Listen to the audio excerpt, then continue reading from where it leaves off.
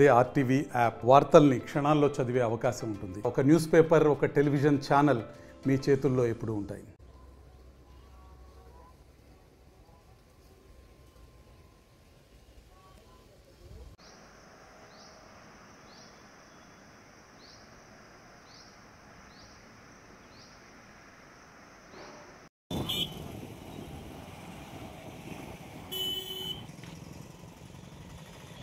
ఈరోజు మా ప్రీతం నాయకులు బడుగు బలహీన వర్గాల ఆశాజ్యోతి వైఎస్ జగన్మోహన్ గారు పొదిలి టొబాకో బోర్డు వేలం కేంద్రానికి పరిశీలనకు వచ్చినప్పుడు వేలాది మందిగా రైతులు, సుమారుగా 50,000 నుంచి 60,000 మంది రైతులు స్వచ్ఛందంగా వచ్చి వాళ్ళ సమస్యలు తెలియజేసుకోవడం కోసం, ఈ రాష్ట్రంలో రైతులు పడే కష్టాలు, గతంలో జగన్మోహన్ గారి ప్రభుత్వంలో రైతులు రాజులుగా బతికారు, ఈ చంద్రబాబు నాయుడు గారి పరిపాలనలో రైతులు నానా రకాలకు ఇబ్బందులు పడుతున్నారు, ఏ పంటకి గిట్టుబాటు ధర లేదని చెప్పేసి మేము జగన్మోహన్ గారికి సంఘీభావం తెలపాలని చెప్పేసి సుమారుగా 50,000 మంది రైతులు వచ్చేసి, ప్రకాశం జిల్లా నుంచి నలుమూలలా అందరు రైతులు వచ్చేసి ఈ ప్రోగ్రాం జయప్రదం చేసినందుకు ధన్యవాదాలు.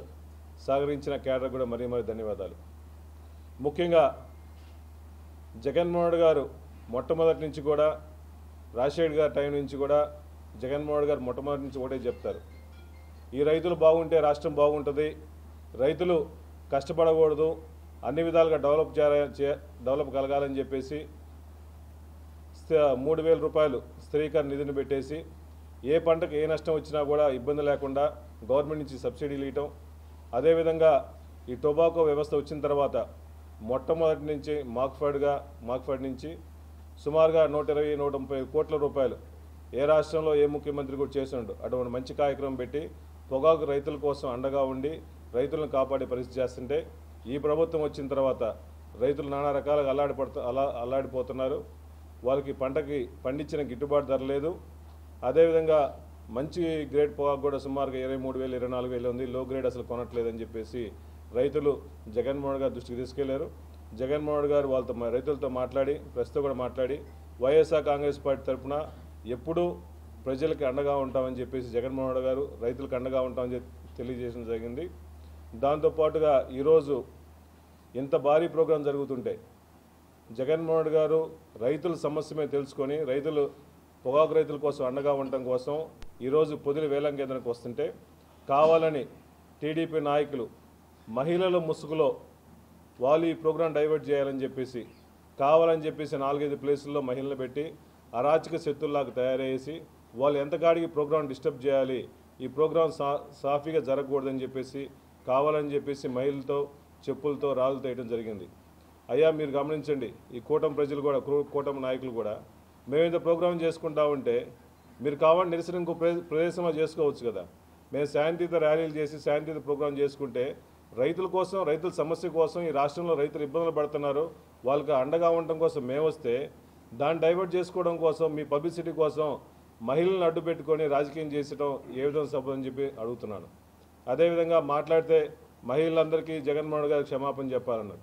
ఈ రాష్ట్రంలో కానీ దేశ చరిత్రలో కానీ రాజశేఖర్ గారి తర్వాత మహిళల్ని గౌరవించిన నాయకుడు ముఖ్యమంత్రినా అంటే వైఎస్ జగన్మోహన్ తప్ప ఇంకెవరు అని చెప్పి సభను తెలియజేస్తున్నా. ఎందుకంటే ఆసరా కానీ, చేయూత కానీ, అమ్మఒడి కానీ, ఇళ్ల స్థలాలు కానీ, ప్లాట్లు కానీ, ప్రతి ఒక్కడు కూడా జగన్మోహన్ గారి టైంలో ప్రతి అభివృద్ధి పథకం కూడా మహిళల పేరే పెట్టాడు. ఈ రాష్ట్రంలో మహిళలకు ఎక్కువ పెద్దపీట వేసి వాళ్ళు డెవలప్ చేయాలని చెప్పి, ఆర్థికంగా డెవలప్ చేయాలని చెప్పి, సామాజికంగా డెవలప్ చేయాలని చెప్పేసి జగన్మోహన్ గారు మహిళలకి ఎక్కువ సపోర్ట్ చేశాడు. ఈరోజు ర్యాలీలో కూడా వాళ్ళు నిరసన తెలియజేస్తున్నారని తెలిసి కూడా వాళ్ళందరికీ నమస్కారం పెట్టేసి పోయిన ఘన చరిత్ర ఉన్న జగన్మోహన్ గారిని మీరు కావాలని చెప్పేసి మహిళల ముసుగులో రాజకీయం చేయాలని చెప్పి అనుకోవడం నిజంగా చాలా బాధాకరం. ఒకటే గుర్తుపెట్టుకోండి, మీ మీద వ్యతిరేకత స్టార్ట్ అయింది. ఈ వ్యతిరేకత ఈ ప్రకాశం జిల్లాలోనే ఈ రైతులందరూ తెలియపరిచారు. దాన్ని తట్టుకోలేక దీన్ని డైవర్ట్ చేసుకోవడం కోసం నానా రకాలు పెడుతున్నారు. దయచేసి కూటమి నాయకులకు దయచేసి ఆపండి, ఇటువంటి చర్యలు ఆపండి. ఈ కార్యక్రమంలో కావాలని చెప్పి రాళ్ళు దాడి చేయడం వల్ల మా కార్యకర్తలు కూడా ఇబ్బంది పడ్డారు, తలలు కూడా బయలుపోయినాయి. వాళ్ళు కావాలని చెప్పి ఈ శాంతి పద్ధతులని ఇబ్బంది చేసుకోవడం కోసం, మేము పెట్టిన ప్రోగ్రాం డైవర్ట్ చేసుకోవడం కోసం ముందు వాళ్ళు ఇవన్నీ పెట్టారు. అసలు వాళ్ళే మహిళలు రాకపోతే శాంతియుతంగా ర్యాలీ బాగా చక్కగా జరిగిపోయేది. కావాలని చెప్పి ఏదో గలబా చేయాలని చెప్పేసి ఇంటెన్షన్తో 2-3 రోజుల నుంచి మహిళలను అడ్డుపెట్టుకొని కావాలని ప్రోగ్రాం చేశారు. దయచేసి శాంతి భద్రతల విఘాతం కల్పించకూడదు. ఈ జగన్మోహన్ రెడ్డి గారు మొట్టమొదటి నుంచి కూడా రైతుల కోసం అండగా ఉంటాడు, పొగాకు రైతుల కోసం అండగా ఉంటాడు.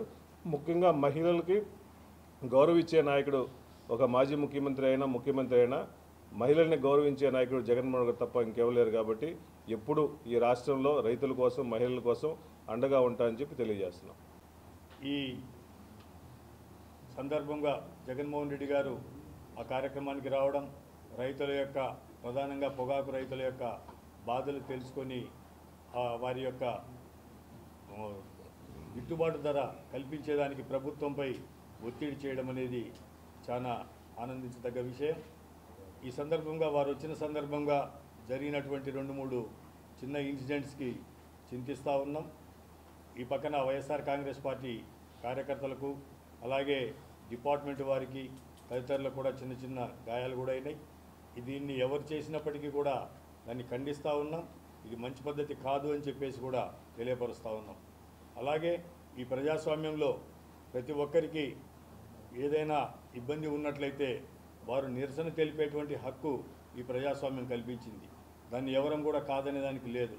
అలాగే ప్రతిపక్షంలో ఉన్నటువంటి వారికి ప్రజలకు ఏదైనా ఇబ్బందులు ఉన్నట్లయితే ఆ ఇబ్బందులకు తొలగించేదానికోసం ప్రజలకు అండగా నిలబడేటువంటి బాధ్యత కూడా ప్రతిపక్షంగా మా మీద ఉన్నింది. ఆ బాధ్యతను ఈరోజు మా నాయకుడు నిర్వహించినారు. ఆ బాధ్యత నిర్వహించినారు కాబట్టే రైతాంగము అంత భారీ స్థాయిలో తరలి వచ్చింది. ఈ సందర్భంగా ఒకటే నేను విజ్ఞప్తి చేస్తూ ఉన్నా, తెలుగుదేశం పార్టీ రాష్ట్ర నాయకులు మాట్లాడుతూ ఉన్నారు. దయచేసి గమనించండి, ఇక్కడ ఏం జరిగిందో తెలుసుకోండి.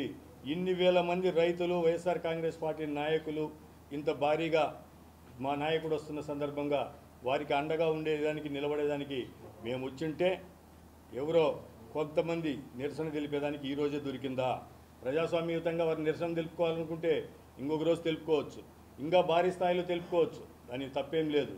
కానీ కేవలం ఇక్కడ మార్కాపూర్ నియోజకవర్గంలో ఉన్నటువంటి శాసనసభ్యుడు మీ మెప్పు పొందేదానికోసం, కేవలం మీ మెప్పు పొందేదానికోసం మా యొక్క నాయకుడి యొక్క కార్యక్రమాన్ని ఏదో ఇబ్బందులు పెట్టాలనేటువంటి భావనతోటి 2-3 రోజుల నుండి అదే పనిగా తిరిగి ప్రజలను రెచ్చగొట్టి తీసుకొచ్చిండ్రు.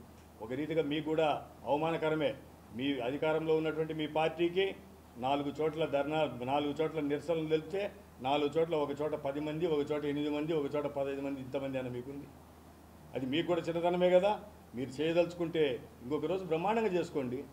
కాబట్టి ఈ కార్యక్రమంలో ఎవరైతే ఈ రీతిగా రెచ్చగొట్టి, ప్రజలను రెచ్చగొట్టి లేదా ఆడ ఇబ్బందులు కలిగించాలనేటువంటి భావనలతోటి ఉన్నటువంటి వ్యక్తులు ఉన్నారో అది మీరు ఎంక్వైరీ జరిపించి వారి మీద చర్యలు తీసుకోండి. ఆ బాధ్యతను ఖచ్చితంగా మీ మార్కాపురం శాసనసభ్యుడు, మీ పార్టీ శాసనసభ్యుడైనటువంటి కందుల నారాయణ రెడ్డి గారు ఉద్దేశపూర్వకంగానే ఈ రీతిగా చేసినారు. లేకపోతే రాత్రి 2 ఆయనకు పొదిల్లో పట్టణంలో తిరగాల్సిన పనే ముందే ఒకసారి ఆలోచన చేయండి. సీసీటీవీలు చూసినా కూడా ఈ రోజైనా బయటపడతాయి. రాత్రి ఎక్కడున్నారు ఆయన, ఎన్నింటప్పుడు తిరిగినారు, ఇదంతా ఏంటి? ఇంకా చాలా మేలు భగవంతుడి దయ వల్ల, అధికారుల యొక్క గట్టి నిర్ణయాల వల్ల మా కార్యకర్తలకు దెబ్బలు తగిలితే తగిలి ఉండొచ్చు. పోలీసు వారు లాఠీ చార్జ్ చేసిందని నేను తప్పుపడ్డంలే. లా అండ్ ఆర్డర్ కంట్రోల్ చేసుకోవాలి కాబట్టి వారు చర్యలు తీసుకున్నారు. అంత గట్టిగా వాళ్ళు మా కార్యకర్తలను కొట్టినప్పటికీ కూడా ప్రశాంతంగా మా నాయకులు ముందుకు పోయినారు. అది ఏమాత్రం కొద్దిగా పొరపాటు జరిగినా చాలా పెద్ద విఘాతం జరిగి ఉండేది. కాబట్టి ఇప్పటికైనా సరే మీరు మీ శాసనసభ్యుడు అనేది కాకుండా మీరు పాలకులుగా ఉన్నారు, ఈ రాష్ట్రాన్ని పరిపాలిస్తూ ఉన్నారు. ఇక్కడ శాంతి భద్రతలు అనేది ప్రశాంతంగా ఉండాలి. కాబట్టి ఎంక్వైరీ జరిపించండి. మీ నాయకుడు పొరపాటు చేసింటే అతని మీద చర్యలు తీసుకోండి. మాదేదన్నా పొరపాటు ఉంటే మేము కూడా దానికి అధికారులు ఏ చర్యలు తీసుకున్నా మేము సిద్ధంగా ఉన్నామని తెలియపరుస్తాము. మరిన్ని వీడియోస్ కోసం ఛానల్ ని సబ్స్క్రైబ్ చేయండి. లేటెస్ట్ అప్డేట్స్ కోసం వాట్సాప్ ఛానల్ ని ఫాలో అవ్వండి. అండ్ లింక్ డిస్క్రిప్షన్ లో ఉంది.